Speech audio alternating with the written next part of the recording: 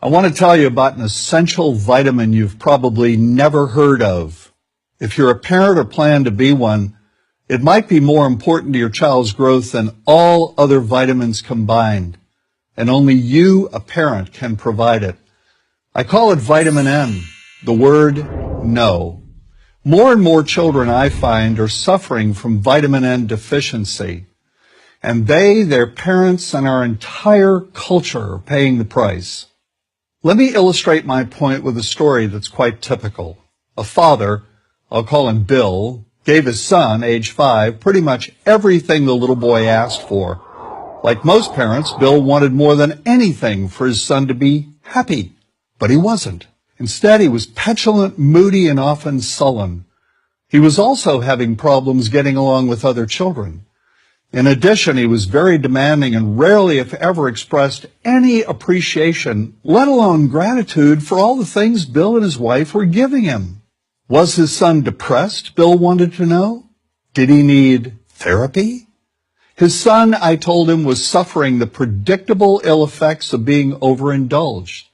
What he needed was a healthy and steady dose of vitamin N.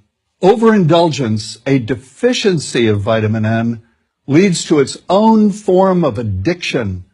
When the receiving of things begins to generate nothing but want for more things. One terrible effect of this is that our children are becoming accustomed to a material standard that's out of kilter with what they can ever hope to achieve as adults. Consider also that many, if not most, children attain this level of affluence not by working, sacrificing, or doing their best, but by whining, demanding, and manipulating. So in the process of inflating their material expectations, we also teach children that something can be had for next to nothing. Not only is that a falsehood, it's also one of the most dangerous, destructive attitudes a person can acquire.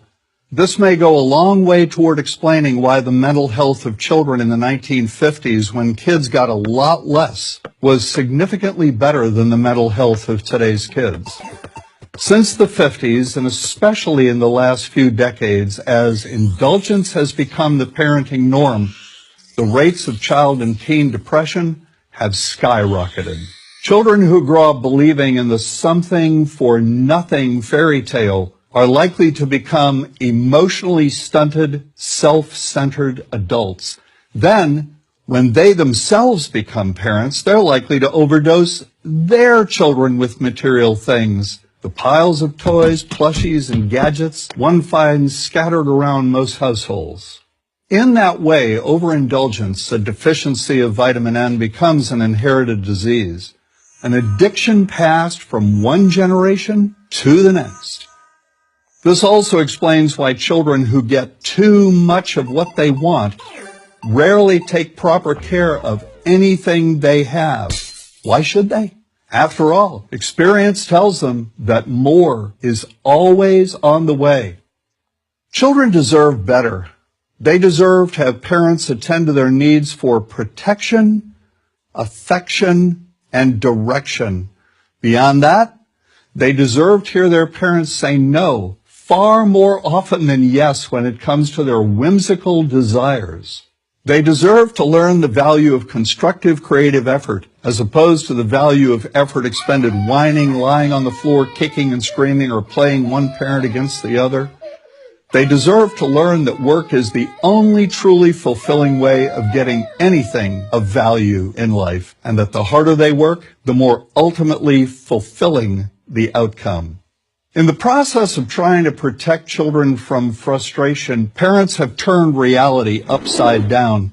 A child raised in this topsy-turvy fashion may not have the skills needed to stand on his or her own 2 feet when the time comes to do so. Here's a simple rule. Turn your children's world right side up by giving them all of what they truly need, but no more than 25% of what they simply want. I call this the principle of benign deprivation. No. Vitamin N. Dispense it frequently. You'll be happier in the long run, and so will your child. I'm John Rosemond, author and family psychologist for Prager University.